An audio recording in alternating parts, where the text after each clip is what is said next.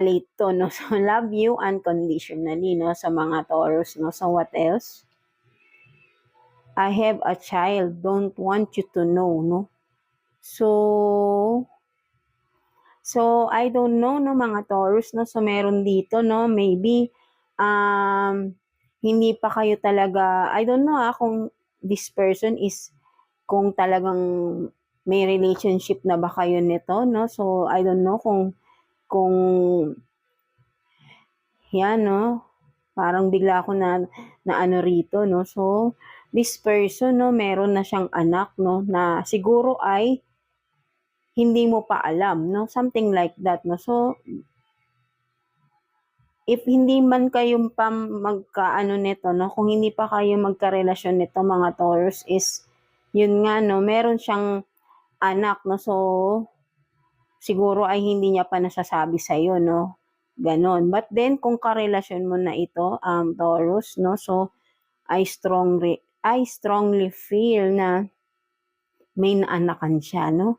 Something like that, no? So, hindi mo talaga to malalaman kasi tinatago niya, no? Something like that, no? But I don't know kung may hint ka na rito, mga Taurus, no? So, yan, no? Tinatago niya, no? Para may revelation pa na rito, no, mga Taurus. So, again, just take what's resonate for you, no? Kung for some of you, Taurus, kung may nararamdaman kayong ganyan sa person nyo, no? Siguro, this is a confirmation, bakit talagang meron siyang naanakan, no? 'Di ba? Ayaw niyang malaman mo 'yon, no? So, tignan nga natin, mga Taurus, additional message, no? Tignan natin, no? Regarding dyan, tignan natin. Kukuha tayo dito ng 2 cards for you, Taurus, no? 2 cards. Kuha tayo.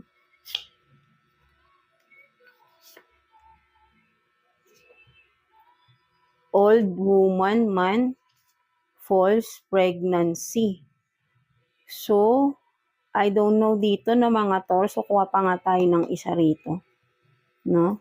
May old woman, no? So, meron ditong, I don't know kung ikaw ba kasi pag sinabing old woman, no? So, maybe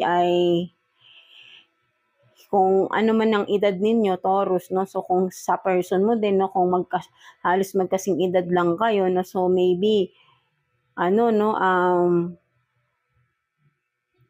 Yan, no? Kung parang, if ever, no? Kung hindi man ikaw to, na old, something like that. Kasi pag hindi naman siguro old na old, no? Something like that, siguro ay kasing edad nyo lang din, no? So,